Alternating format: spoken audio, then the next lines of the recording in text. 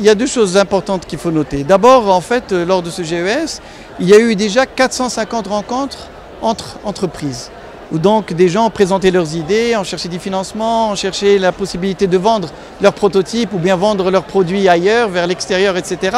Donc on s'est inscrit dans cette logique. Ensuite, il y a le village innovation, où il y a eu beaucoup de pitch, beaucoup de présentations, beaucoup d'idées très intéressantes dans le domaine de l'eau, dans le domaine des smartphones, etc. que les Marocains, et franchement, on a été agréablement surpris de voir tous ces jeunes qui y croient, qui commencent déjà à vendre à l'extérieur, etc.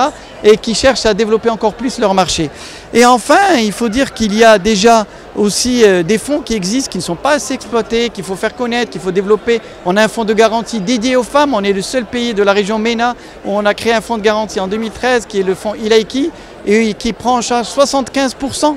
Je dirais, du crédit. Et donc ça, c'est des choses à faire connaître. C'est aussi l'occasion de permettre à ces femmes, chefs d'entreprise, de mieux utiliser les produits qui existent. Et aussi, c'est aussi une occasion d'écouter pour voir les nouveaux besoins, parce qu'on va parler dans la session en fait prévue pour le 21 du crowdsourcing. Donc ici, une nouvelle forme de financement. Ça démarre à peine au Maroc, mais on va avoir des expériences très développées, notamment en Asie. Et ça va aussi créer en fait des envies de développer ce type de financement pour accompagner les jeunes, parce que les jeunes ont besoin d'accompagnement.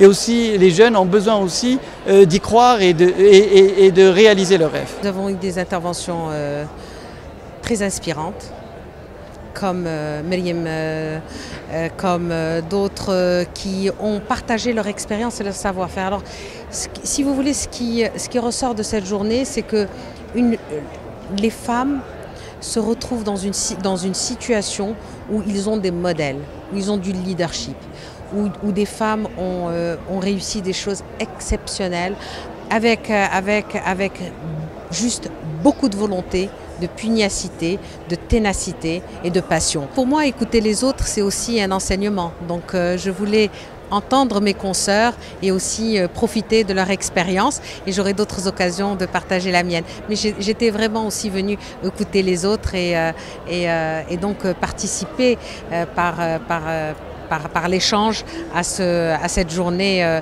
très dynamique et très riche.